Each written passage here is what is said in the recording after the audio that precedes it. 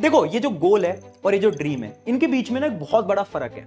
For example, अगर मुझे कोई एग्जाम क्रैक करना है तो वो ना मेरा एक गोल नहीं है, वो मेरी एक ड्रीम है। जबकि गोल ये पता है कब बनेगा, जब मैं ये सोचूंगा कि हाँ मुझे एग्जाम क्रैक करना है, मैं कैसे क्रैक करूं। इस एग्जाम को क्रैक करने के लिए मुझे डेली 4 या 5 घंटे पढ़ना पड़ेगा। कैसे पढ़ना पड़ेगा, कौन सी किताबें पढ़नी पड़ेंगी। और इसका एक और एग्जांपल मैं आपको देता हूं। इमेजिन करो मुझे एक बहुत फिट बॉडी बनानी है। अब ये क्या है, ये मेरा एक सपना है ना।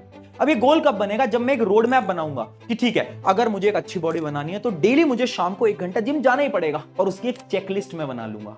और डेली जब मैं उन चीजों को अचीव करूंगा तो उस चेकलिस्ट पे मैं टिक करूंगा। अब ये करना पता है क्यों इंपॉर्टेंट होता है, क्योंकि ये जो आपका दिमाग है ना, ये थोड़ा डिफरेंट तरीके से काम करता है। इस दिमाग को ना गोल समझ आते हैं, सपने समझ नहीं आते। यानी जब आप गोल बनाते हो और वो जो गोल हैं वो अचीवेबल होते हैं, तो आपका जो दिमाग है ये आपको मोटिवेटेड फील कराता है और आप उस काम के प्रति ज्यादा मोटिवेशन से लग पाते हो। इसका एक बहुत जीता जागता एग्जाम्पल है जो कि है माइकल फिलिप्स। माइकल फिलिप्स एक ऐसे इंसान है ना जिसके पास ओलंपिक्स में सबसे ज्यादा गोल्ड मेडल हैं। और उन्होंने अपने बहुत सारे इंटरव्यूज के अंदर, इवन उनके कोच ने एक बात बोली है कि जो माइकल फिलिप्स है ना, ये ड्रीम नहीं देखते थे, ये नहीं सोचते कि मुझे तो ये जीतना है, वो ये नहीं करते। वो डेली गोल्स बनाते हैं।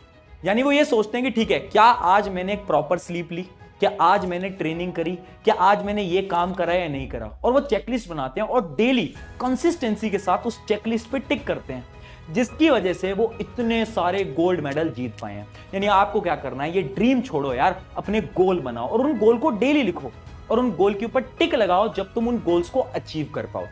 तो ये था आपके पहले फेज को तोड़ने की टेक्निक। अब आता है द फेज नंबर 2, मोटिवेशन। अब ये जो मोटिवेशन है ना, ये एक बहुत बड़ी प्रॉब्लम है। इससे होता क्या है ना, आप शुरू में तो बहुत मेहनत करते हो जिसकी वजह से आपकी बॉडी थक जाती है। अब इसी चीज को मैं एक एग्जांपल से समझाता हूं।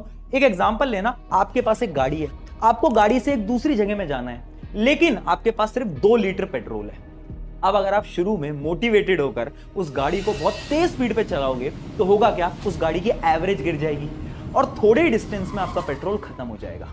लेकिन वहीं पर अगर आप उस गाड़ी को एक नॉर्मल स्पीड पे चलाओगे तो शायद वो गाड़ी थोड़ा और लंबा चल पाए। और यही होता है हमारी बॉडी के साथ। यानी हम क्या करते हैं, शुरू में मोटिवेटेड होते हैं, सारी एनर्जी, सारी बॉडी के पेट्रोल को खत्म कर देते हैं और ज्यादा लंबा हम चल ही नहीं पाते, सिर्फ 7 से 8 दिन। उसके बाद क्या हो जाता है, हमें डिप्रेशन होने लगता है, हमें एंजाइटी होने लगती है और हमारा पढ़ने का या फिर किसी भी काम करने का मन ही नहीं करता। अब इस चीज का सोल्यूशन क्या है? इस चीज का सोल्यूशन ना एक बहुत फेमस बास्केटबॉल प्लेयर ऑलरेडी दे चुके हैं, जिनका नाम है द कॉब ब्राइन।